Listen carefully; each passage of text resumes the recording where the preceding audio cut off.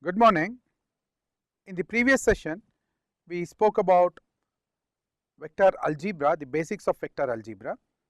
In this session, we will have a small tutorial on vector algebra. We will talk on solving simple problems and addition, subtraction, cross and dot product, and subsequently we will try to solve as many problems as possible in MCQs. While solving MCQ, I will tell more about how to quickly solve using the shortcut technique. We will proceed with the problem. The first problem is shown in the screen.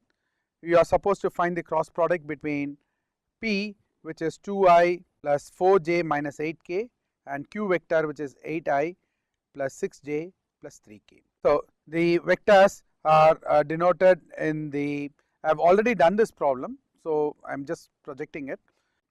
So P cross Q is denoted in the determinant form, which I said in the previous class, ijk, and performing a multiplication, which is going to be I into 4 into 3 minus 6 into 8, that is what I have written here. The next one is minus j, you will have a plus here, minus here and a plus here.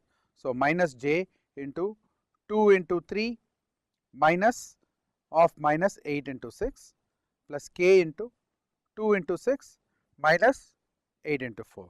So this is the answer. So now this is the vector, and what is the direction of this vector? To do this, the physical significance of this product is going to be, this is the vector and 60i minus 70j minus 20k is the resultant. It acts along, this is given in the coordinates. In the previous class, I did not talk about the direction of the n vector. I would like to throw some light on this. So if I have vector A and vector B, A cross B is given by the right hand thumb rule, which is going to be keeping your the screw which is being turned from A to B. So the direction vector will be perpendicular, n vector is perpendicular to both A and B vector, and the sense, the direction, the sense is given by A cross B refers from A to B, and B cross A, change the color, B cross A would be from B to A, and I will have an n vector which is exactly opposite to that of the vector for A cross B. Hence you will see that A cross B gives a vector which is going to be opposite to that of B cross A. N vector lies in a plane perpendicular to the plane containing A and B. So this is the first problem. It is a very simple problem which you should have done in your school, but it is just an exposure to how to perform a vector cross product. We will move on to the next problem. Here the question is, determine the time derivative of the position vector r, which is equal to xi plus 6y squared j minus 3zk. So he is asking you to find the derivative, time derivative, dr by dt. So dr by dt is differentiation of with respect to time. The differentiation of x with respect to time would give me a dx by dt, which is, if I denote dx by dt as vx, dy by dt as vx, and dx by dt as vz. So differentiating with respect to time, I get vxi plus 6 y squared, differentiation of y squared will give me a 6y dy by dt, which is going to be 6y vy minus 3yz. This is quite an interesting problem. The problem states that a boat is being towed through a canal by a horizontal cable that makes an angle of 10 degree with the show. If the pull on the cable is 200 newtons, find the force tends to move the boat along the canal. So when you have a problem like this, how do you approach a problem? Let me give you some insight on how to go about solving any problem for that matter. To make sure that yes, I have understood the problem, the first step is to make a simple sketch. Here I have shown a simple sketch of what is required. There is a boat which is being pulled by a string. This is the string, this is the string, which I have just shown it in green color, and the force in the string is denoted as T, and it makes an angle of 10 degree with the horizontal, which is also shown here. So when I try to resolve the force, I have T cos theta along the river and T sin theta perpendicular to the river. So the question is to find the force which is acting along the canal, which is going to be T cos theta, which is nothing but 200 cos 10. Substituting the values and calculating it, you get T is equal, the force is equal to 196 newtons. Problem number 3 say the statement is expressed in terms of unit vector in ijk, the force 200 newton, which starts from a point 2, 5, minus 3 and ends at minus 3, 2, 1. So there is a force of 200 newtons which acts from point 2, 5, minus 3 and ends at 3, 2, 1. These 2 points gives the direction of the force. So all that we are supposed to do is find the direction vector, find the unit vector along this direction and just multiply it with the force. So to do that, the unit vector, if 2 points are given, x1, y1, z1 and x2, y2, z2, the unit vector will be, this is from point and to point. The direction vector will be x2 minus x1i plus y2 minus y1j plus z2 minus z1. So using this formula, you get minus 3 minus 2, 2 minus 5 and 1 minus of minus 3, which is going to be minus 5 minus 3 and plus 4. N vector is going to be n by mod n. So n vector is minus 5 minus 3 minus 5i minus 3j plus 4k divided by square root of 5 square plus 3 square plus 4 square, which is going to be 5 root 2, and subsequently multiplying this, you get the force to be 200 by 5 root 2 into minus 5i minus 3j plus 4k. I hope this is sufficient. So we will move on to the next problem. Here in this problem, there is a weight of 160 Newton supported by 2 strings, which makes an angle of 20 degrees with the horizontal, and the question is to determine the tension. For such problems, the simple sketch would be your free body diagram. Gives the forces acting on the system. So the free body diagram for point A, I am calling this as point A. I have drawn the free body diagram of point A. There is a tension T1. We call T1 as a tension in the right hand side and T2 in the left hand side. Resolving it, you have T1 cos 20 and T1 sin 20. Similarly, from the other side, T2 cos 20 and T2 sin 20. Equating the forces, you get T1 is equal to T2 and T1 sin 20 plus T2 sin 20 should be equal to 160 newtons, based on which you get T is equal to 34 newtons. These are quite simple ones. I will move on to the next one, which is also on a similar basis, but the difference between the previous problem and this problem is the orientation or the orientation of the 2 strings were equal. The angle which they made with the horizontal is equal, but here this angle, one of the angles is 60, the other one has to be, given that one angle is 30, the other is 60. So now the free body diagram is slightly different. So you have T1 cos 30 is equal to T2 cos 60. There, this gave in the previous problem we had based on this, because theta 1, both the thetas were same, we had T1 is equal to T2. Here T1 is not equal to T2, rather T1 is equal to T1 cos 30 is equal to T2 cos 60, based on which we get T2 is equal to T1 into. Substituting this relationship in the subsequent equation, you get T1 as 250 and T2 as 250 root 3 newtons. Another easy problem, you are asked to find the resultant of 2 forces which are at 90 degrees. So the resultant is given by the formula R is equal to root over A1 square plus A2 square plus 2A1 A2 cos theta, based on which you get the resultant to be 200 root 5, and the angle made by the resultant with one of the forces is 26 degrees and 30 minutes. The next one says we have P vector, which is going to be 2Ti plus 3t squared minus tk, and q vector is ti plus t squared j plus t cube k. And you are asked to prove a relationship which says p dot q, differentiation of p dot q is going to be 4t plus 8t cube. Let us try to do this problem here.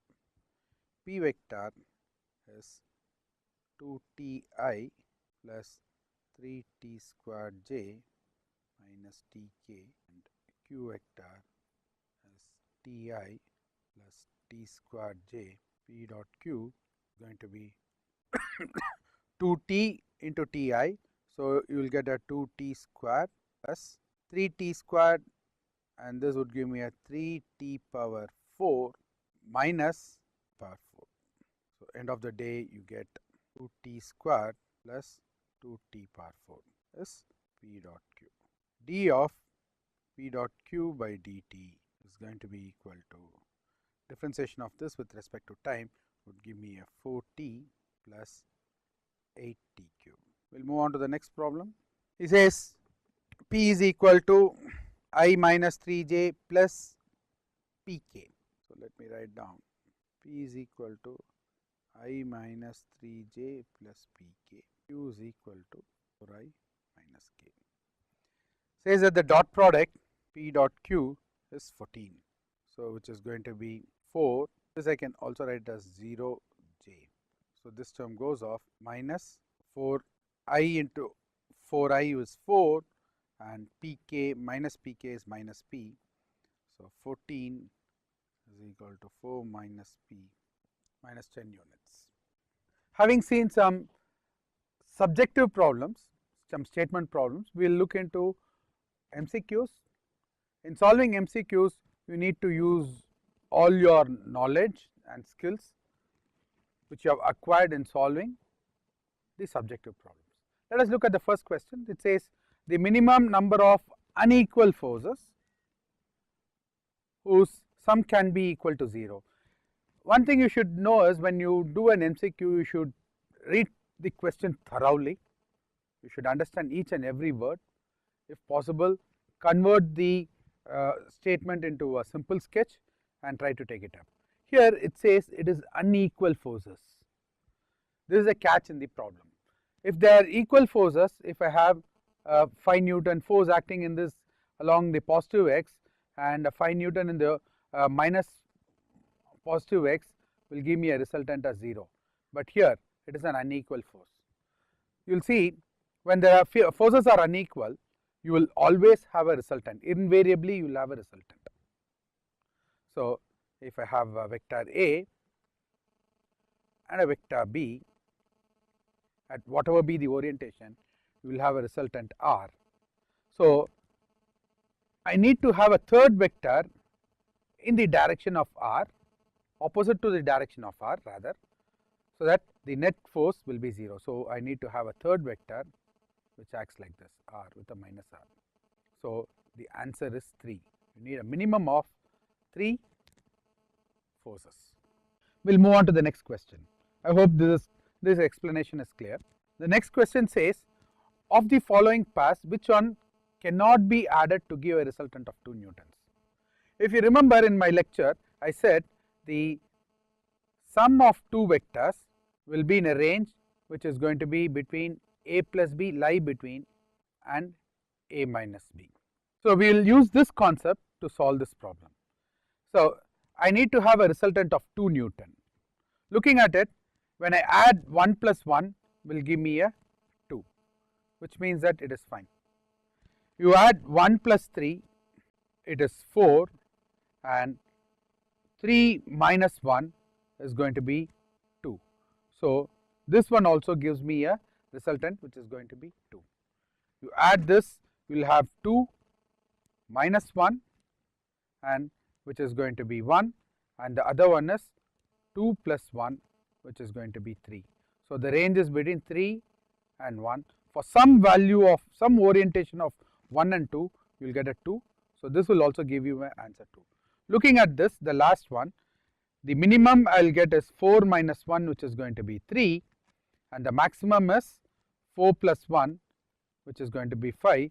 So the resultant is between the range 5, 3, which means that however be the vector orientation, you will never get a resultant 2 for this value. So the answer is D. Of the following displacements, which one or more might be able to return a car to its starting point? Let's look at this problem from the choices. If you look at it, there are 4 points for each of the choices. So we'll look at D. It starts from A. Let's say this is A. 100, another 100, returns back by 100, another 100. So in A, the car would return back to its start point. Similarly, in C, if you see, it is 10, 15, 5, 20. It does return back. We'll look at A now. It says 3, 4, 12, 20. Or I shouldn't have drawn it like this. I would give an explanation like this. We weren't able to do the other 2 points choices, namely A and B, the way we did approach it at C. So it puts us at a state of confusion. Now from here, how to proceed this? Look at point B, 20, 60, 80 and 180. If you see 20, 60 and 80, if you add these 3, you would get 160 and the other one is 180. Similarly, if you add here, it is going to be 17, 19 and this is 20. Now, you looking at it, if I were to construct a triangle, take it in a straight line, more assume that the object is moving in a straight line, the car is moving in a straight line. In both the cases, it will not return to the start point. Now, let us look at it slightly in a different way. See that for any other combinations, the car will not return back to the start point. So C and D are the correct choices, while in A and B, the car will not come back to its start point. Next one, I would like you to read the statement here, because the choices comes in the next screen. It says boat has a velocity of 14 kmph moving in a river. The river current has 6 kmph relative to the boat. So what must be the velocity of the boat relative to the river bed? This is the question. It says if this is the river has 6 kmph, if I am right. Yeah, it is 6 kmph, and we have the boat. I will change the color for the boat, which has a velocity of 14 kmph. You will see that when the boat is in downstream, that is when it sails along the river, the relative velocity is going to be 16 plus 6, which is 20 kmph, and upstream, Praveen, stream is STREAM then, correct then? In upstream, it is going to be 14 minus 6, which is going to be 8. So the answer is D. Look at the next question. A ship travels 20 kilometers to the south and then 40 kilometers to the west, the displacement of the ship. So for problems of this sort, you start marking the north, and from the north it is towards the south. The ship travels 200 kilometers, and if this is north, this is going to be east and west, and towards west 400 kilometers. So this is the displacement, which is going to be square root of 200 square plus 400 square.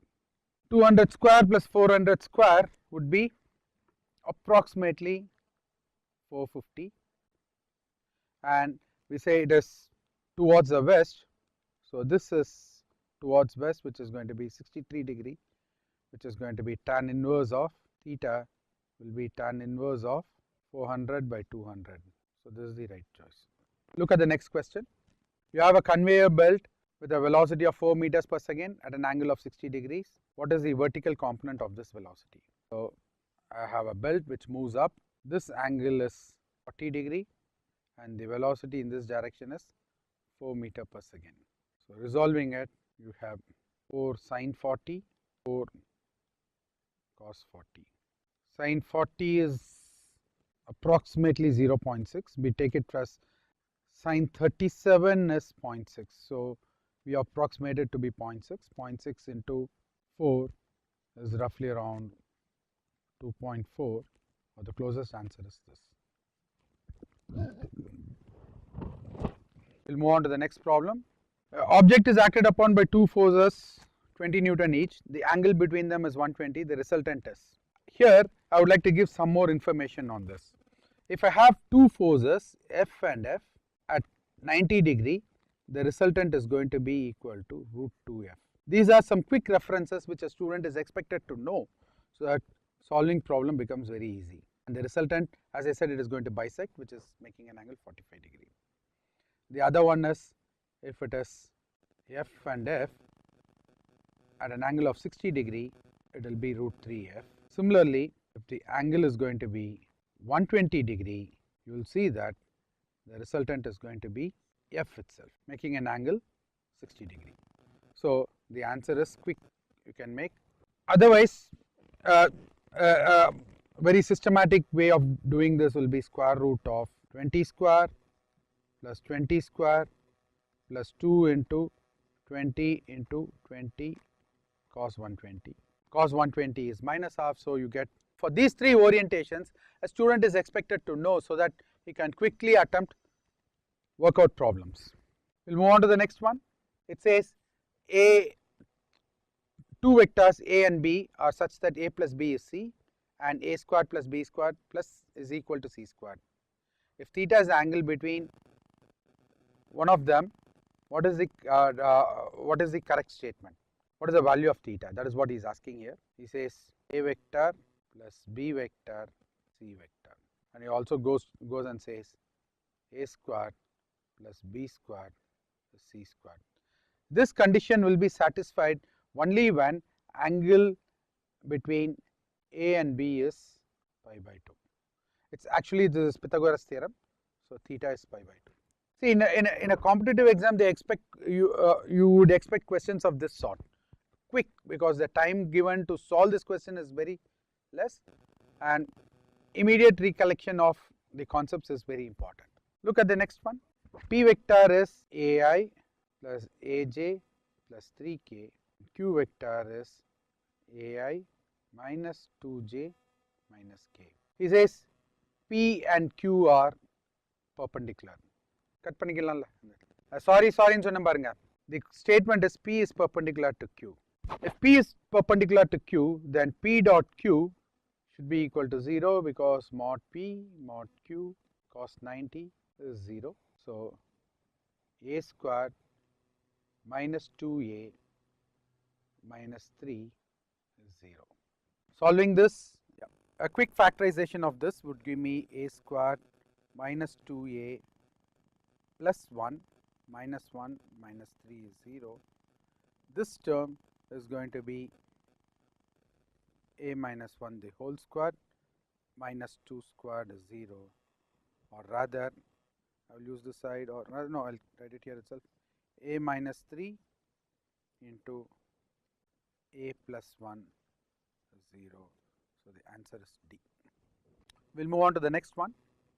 Next question is component of vector A along vector I plus j. We know that A dot B gives the component projection of one vector over the other vector. Look, so he is asking you to do the dot product of A dot I plus j. So this is 2I plus 3j dot I plus j would give me a 2 plus 3, which is 5. This is the answer. The resultant of two forces 3p and 2p is R. If the first force is double, the resultant is also doubled, the angle between the two forces. So according to the statement, 3p the whole square plus 2p the whole square plus 2 into 3p into 2p cos theta is R square. This is the first statement. The second statement says 3 into 2 6p square plus 2p square plus 2 into 6 into 2p square cos theta is, the resultant is double, so it is 4r square.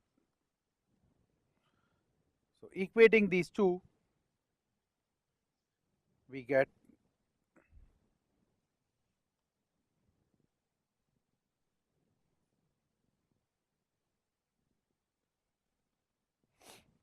multiply 1 into 4, you get 4r square is equal to 9 4s are 36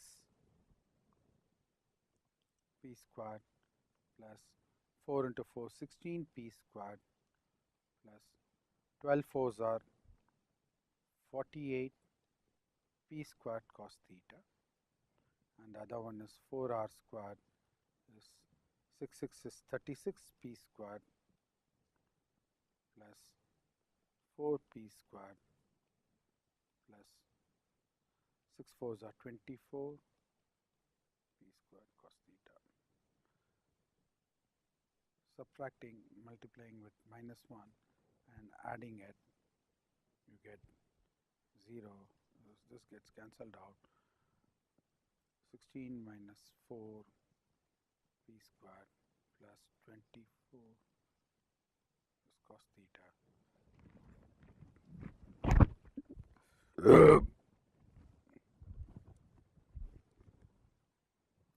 So you get minus 12 p square is 24 p square cos theta, or cos theta is minus half.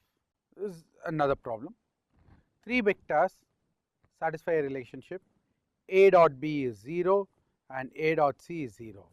Then A is parallel to, from this we can see A dot B is 0, A and B are perpendicular. Similarly, A and C are perpendicular. So from this we can conclude B and C are perpendicular to. B cross C will give a vector which is, B cross C will give a vector perpendicular to both B and C. Hence, this vector will be parallel to A vector. So choice is C. It says A cross B is equal to root 3 times A dot B. What is the value of A plus B? This statement, from this statement we infer sin theta is equal to root 3 times cos theta, or tan theta is root 3, theta is 60 degree. So A plus B would be root over A square plus B square plus 2 AB, cos 60 is half, root over A square plus B square plus 2A. Choice is A. Sum of two vectors A and B are right angle to their distance. Then it says A plus B is perpendicular to A minus B. So this is the catch in this problem, which means that A plus B dot A minus B is 0. We can infer A squared is equal to B squared, or A is equal to B. So choice is 1. We'll look at the next problem. The force which meets at one point but their line of action do not lie on the same plane are called as. Concurrent is one which passes through a single point, and it says they don't lie on the same plane, so it is called as non-coplanar. So the answer is C.